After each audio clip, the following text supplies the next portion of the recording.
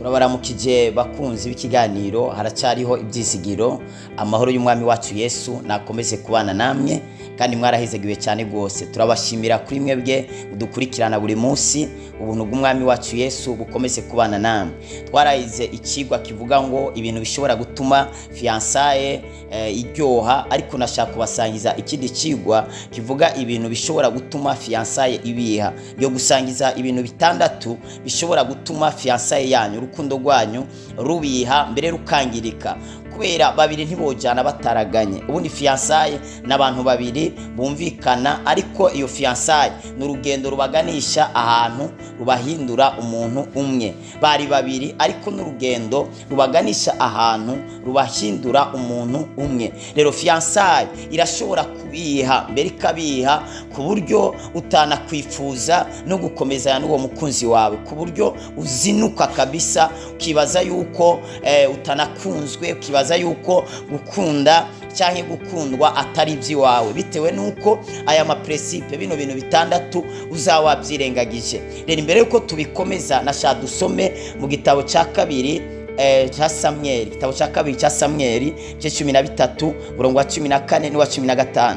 Aravuga ngo ariko yanka kumva ivyamubwiye, maze kuko yamurusha inkomezi amufata ku kagobero aryamana nawe, maze Amunoni aca amwanka urunuka ugwanko yamwase rwaruse urukundo yamukunda.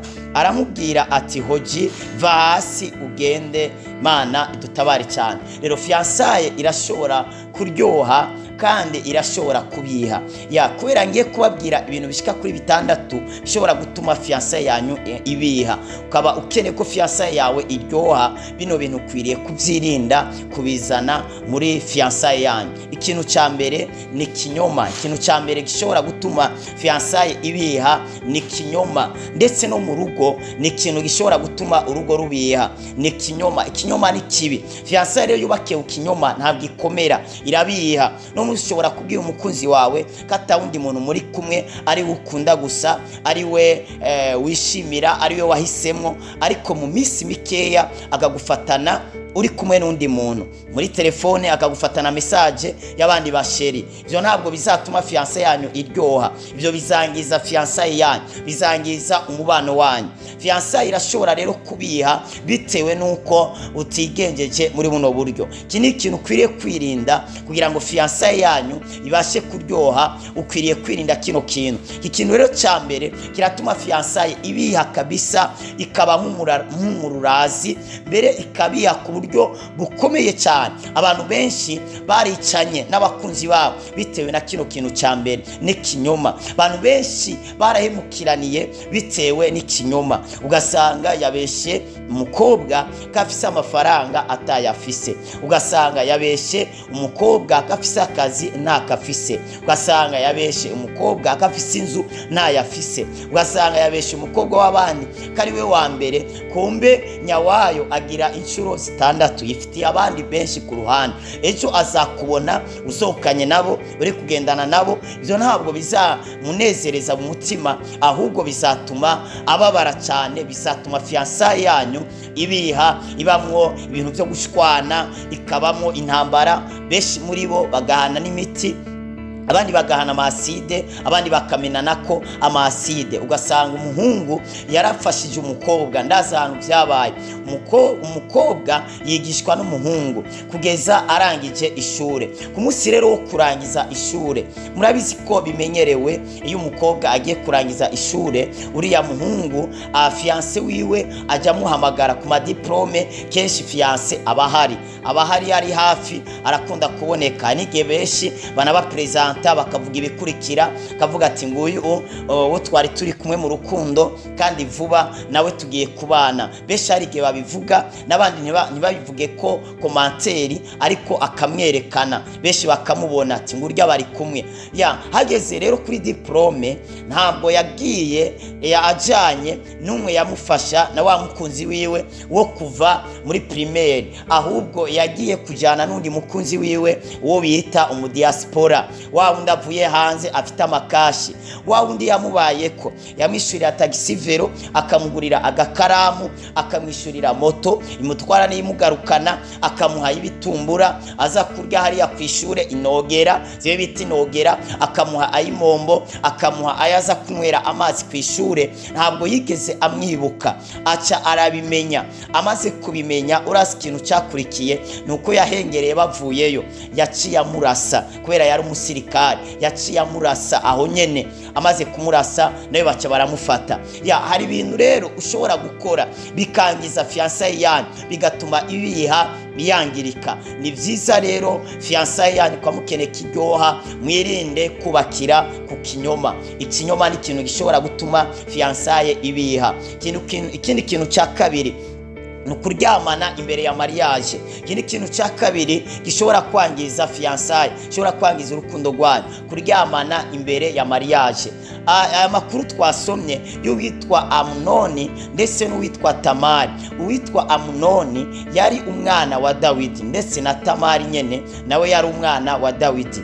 Bose bari abana ba Dawidi, ariko rero Amunoni akunda Tamari ngo kuruta ibindi bintu byose, kugeza aho Tamari amugira inama, aravuga ati nyabuna njyewe ndi mushikawe, hari abandi bakobwa bandenze ubwiza, kubera iki utagenda guhitamwo bo, ko nzi ko bone atacu byo bitwaye?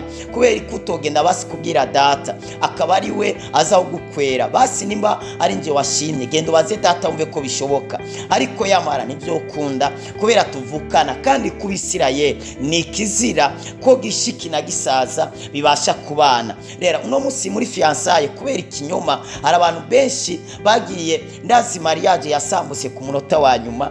Uwo muhungu agiye kubana n'umukobwa, aza gusanga uwo mukobwa yari mushikiwe ku wundi wiwabo, ariko atarazi. Burya ni byiza ko mubwizanya ukuri, mukidondorana. Umwidondoro ni mwiza, umwe wese akamenya umwe iyo aturuka, akamenya ababyeyi biwe, akamenya sekuruza wiwe. Ariko uzasanga batwaye umwana wawe, uzasanga watwaye umuzukuru wawe, uzasanga watwaye mushikawe, uzasanga watwaye undi muntu wo muri famiye, kandi ico ni kizira ku Mana. Ntabwo ari ikintu ciza, ndetse no mwisi bigaragara ni gisebo, ntabwo ari ikintu ciza. Ibaze baratunguwe ku munsi wa mariage, baza kubona imiryango isa iri kiraza, baravuga ati ibintu ni ibiki? Kaba abantu ndabazi ari muri famiye n'uwari muri famiye.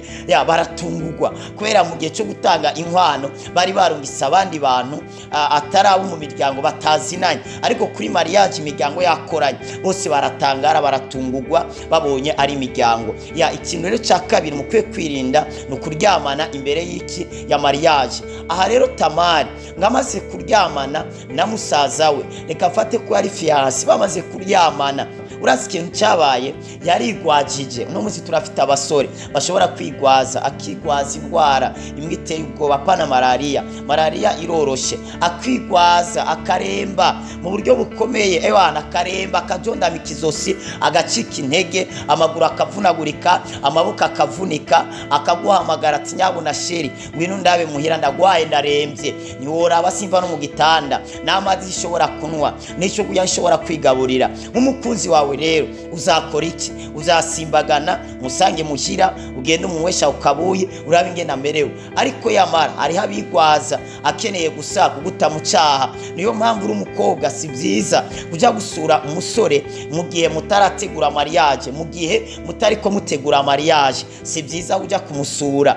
Nimba ari ahantu mushaka kuganirira, gende muganirire mu kabare, ariko apana ahantu hishije, ahantu haboneka public, apana ahantu hinyegeje. Hari abantu uzasanga ku bihome vy'amapoto, gasanga nabo bahindutse ipoto, gasanga abandi bantu mw'ishamba, gasanga bahindutse ibipoto, bari mu bindi bintu, gasanga n'abakuzi bari kubaganirira ahantu hijimye, yamara ivyo bikabakwegera mu busambanyi. Ni byiza kutaganirira mu kibanza kijimye, ni byiza kandi kutaja gusura urya musore cyangwa urya mukobwa mu gihe mutaragira, mu gihe mutaragira mariage cyangwa mutariko mutegura mariage. Muri ko mutegura mariage mariage mwegereje kuyikora, murashobora kujya gusurana, murashobora kujya kumuraba, aho nta kibazo. Mugabo naho nyene ukirinda kugwa nawe mu cyaha gusambana, kubera iki? Birashobora kwangiza urukundo rwanyu.